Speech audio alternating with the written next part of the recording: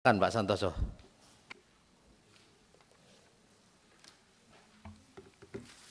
Terima kasih pimpinan dan anggota Komisi 3 yang saya hormati, Bapak Ibu dari pengurus GRAM serta Perkumpulan Komunitas Peduli Konsumen Meikarta.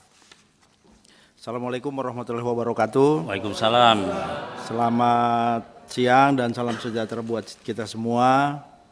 Terlebih dahulu saya ingin memperkenalkan diri, nama saya Santoso, saya dari fraksi Partai Demokrat daerah pemilihan Jakarta 3, Jakarta Utara, Jakarta Barat, dan Kepulauan Seribu.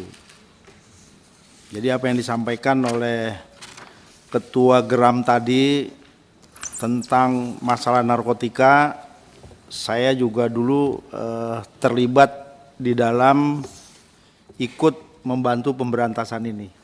Jadi di awal itu saya kalau tidak salah ikut terlibat di P4GN ya, DKI Jakarta itu ya. Dulu masih ada wakil gubernurnya, masih ada 4 tuh saya ingat tuh. Saya ikut terlibat, tapi karena saya ikut gabung di partai politik pasca reformasi, akhirnya saya tinggalkan. Yang pertama, Bapak Ibu dan Saudara yang saya hormati, bahwa forum yang terhormat ini, saya yakin ada yang hadir atau ada yang mendengar, terutama dari kelompok bandar-bandar narkoba atas pertemuan ini. Jadi jangan heran kalau keputusan nanti yang dihasilkan, bukan keputusan, kesimpulan, apa yang akan Komisi 3 lakukan, pasti bandar narkoba tahu atas keinginan dari GRAM ini. Kenapa? Karena memang mereka sudah sistematis. Baik bandarnya maupun aparatnya yang ikut cawe-cawe dalam mencari keuntungan ini.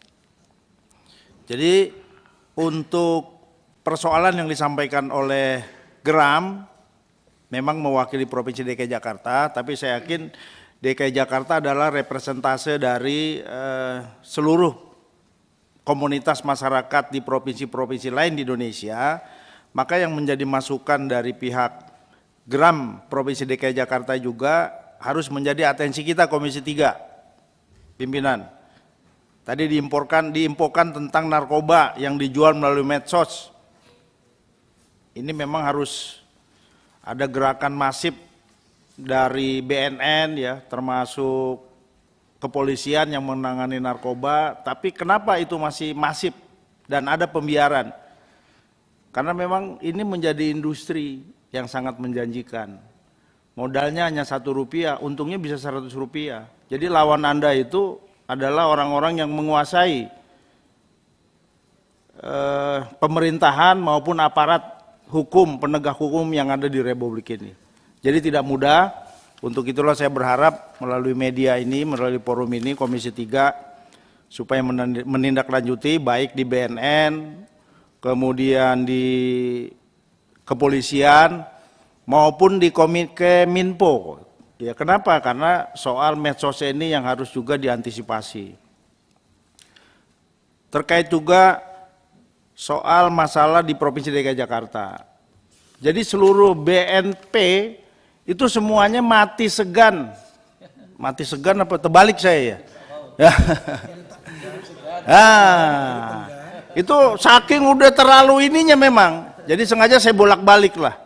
Ya, kenapa? Karena amanat undang-undang yang harus dilakukan oleh negara, oleh pemerintah, tapi dilakukan dengan setengah hati.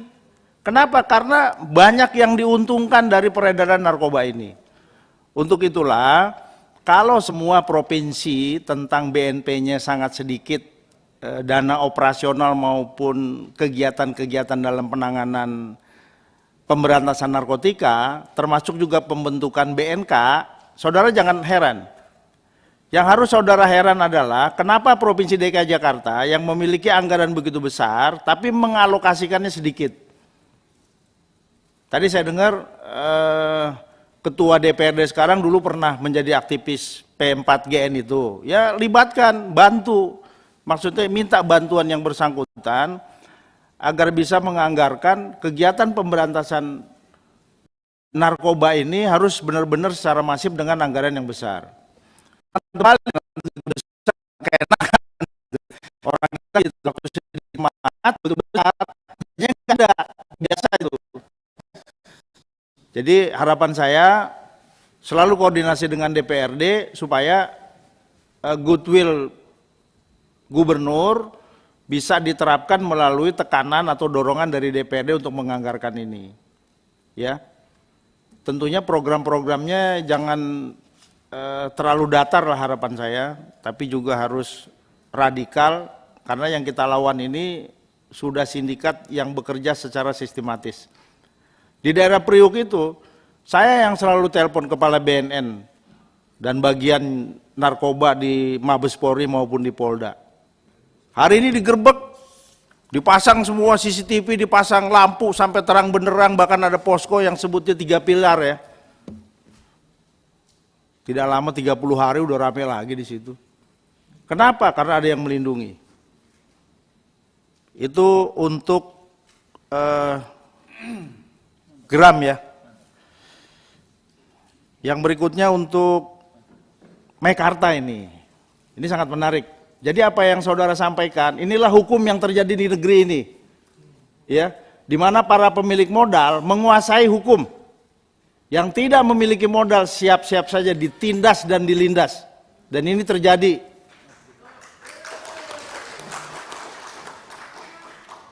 Mungkin kalau saya waktu itu tergoda, saya ikut juga dan saya akan menjadi bagian dari orang yang korban. Karena marketingnya memang masif. Ya. Masif itu, Pak ini bagus begini. Ternyata sekarang tidak dibangun. Iya, bayangkan coba. Orang diwajibkan untuk membayar setiap saat, tapi tidak ada jaminan kapan dia mendapatkan bangunan itu. Ya, ditambah pihak Meikarta itu melakukan PKPU yang tidak diketahui oleh konsumen Meikarta. Ini menurut saya kalau tidak ada tindakan dari negara, termasuk juga kita Komisi 3, ini adalah kegiatan yang semena-mena dan sangat kejam serta tidak berperi kemanusiaan. Jadi dalam kesempatan ini saya mendorong agar persoalan Meikarta ini yang mengorbankan rakyat begitu banyak, saya yakin di antara orang-orang yang ikut investasi di Meikarta itu bukan orang-orang yang memiliki banyak rumah.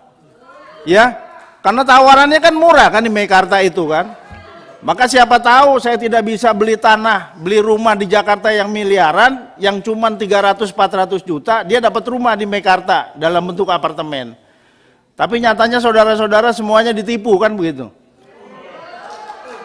Secara sistematis, dan keputusan PKPU pihak Meikarta dimenangkan kan begitu. Ini sangat zolim, dan saya yakin para hakim yang memutuskan itu juga sudah diskenariokan untuk memenangkan pihak Meikarta. Dan tidak ada kata lain, kita harus melawannya sesuai dengan prosedur dan perundang-undangan yang ada. Dan tentang bahwa konsumen Meikarta digugat oleh pihak PT MSU kurang lebih sebanyak 56 miliar. Tidak ada kata lain, kita harus membela dan melawan kejoliman ini.